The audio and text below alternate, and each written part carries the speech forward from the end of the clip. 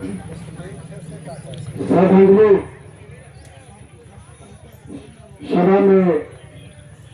उपस्थित हमारे केंद्रीय कमेटी के साथी कामरेड सुरेंद्र सिंह जी, कामरेड गीता मंडल जी, कामरेड हलदर महतो जी, साथी मंच आधीन राज्य कमेटी के तमाम साथियों, रसोईया,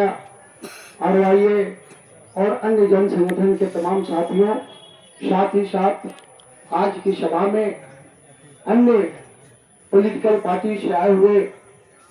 हमारे साथियों और यहाँ पर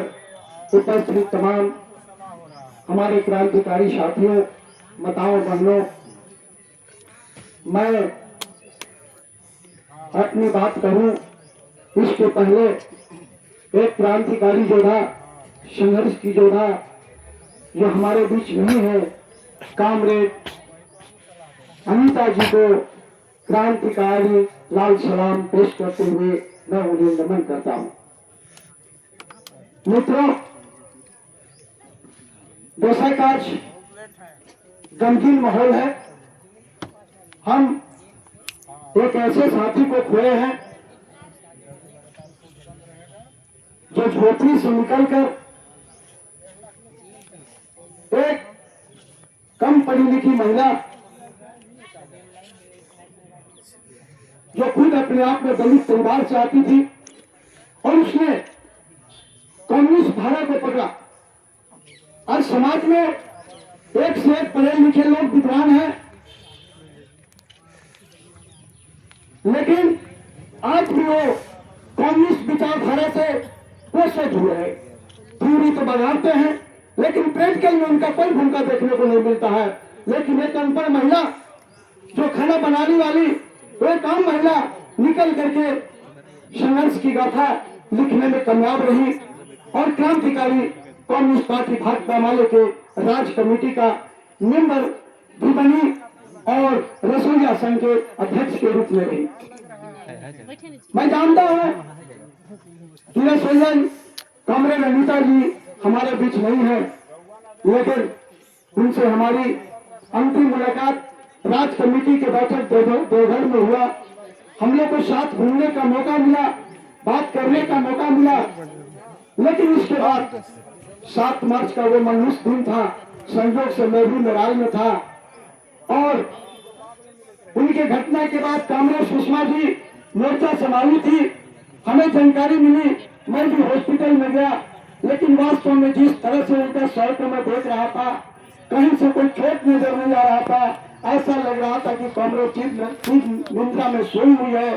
और कुछ समय के बाद उठ जाएंगे, ऐसा महसूस हो रहा था। मैं वो थी 7 मार्च को मैंने देखा, अंदर से काफी कष्ट हुआ, झेला भी। तो मैं कहना चाह रहा हूँ कि आज हम श्रद्धांजलि सभा में आए हैं। बेशक अनीता जी की पहचान कोई जाति के हिसाब से नहीं था, अनीता जी की पहचान एक महिला के हिसाब से नहीं था, अनीता जी की पहचान एक संघर्ष के हिसाब से था और संघर्ष के हिसाब से ही वो जानी जाती रही है। तो हम यहाँ पर अगर उपस्थित हैं,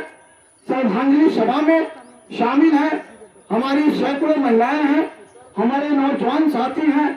तो सिर्फ एक ही सपना है कि ये जो हम लाल झंडा को लेकर के जो लड़ने की शपथ लिए हुए हैं और अनीता जी जो मजबूती से लाल झंडा को पकड़ करके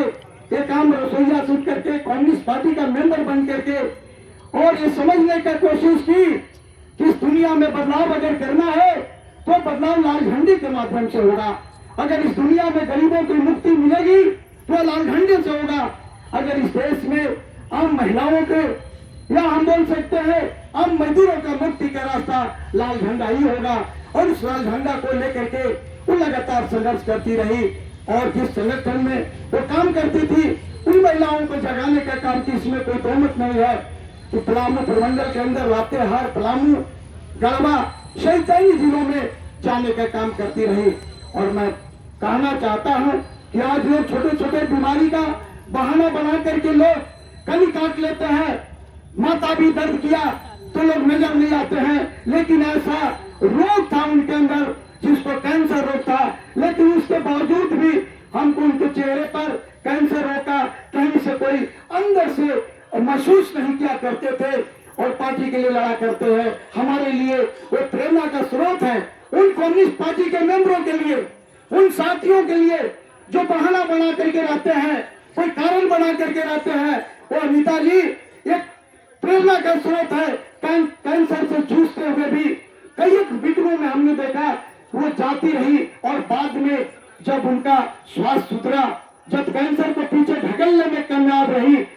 लेकिन दुर्भाग्य से 7 मार्च को हमारे बीच से हमेशा हमेशा के लिए चले गए। इसलिए यहाँ पर आए हैं हमारी माताओं बहनों, यहाँ पर हमारे साथी लोग, आंसू बहाना स्वाभाविक रूप से भावनात्मक रिश्ता आंसू बहे, लेकिन आंसू का मतलब सिर्फ बहाना नहीं है। जो आज देश के अंदर में, राज्य के अंदर में, जिला के अंदर में जो लड़ाई जारी है, वो मजदूरी का सवाल, रोजगार का सवाल, रसोईया पानों का सवाल, वो जो सामंती ताकतों से लड़ने का सवाल, इस लड़ाई को लेकर के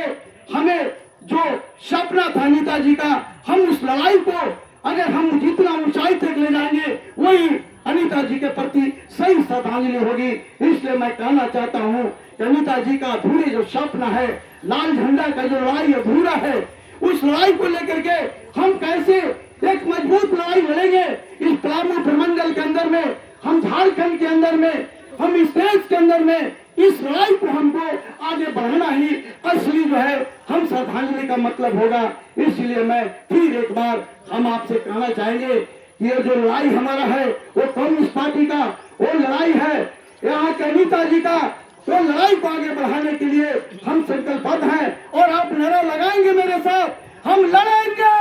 जीतेंगे, लड़ेंगे, जीतेंगे, लड़ेंगे, जीतेंगे, कांग्रेस तेरे अरमानों को मंजिल तक पहुंचाएंगे, कांग्रेस तेरे अरमानों को मंजिल तक पहुंचाएंगे। इन शब्दों के साथ पुनः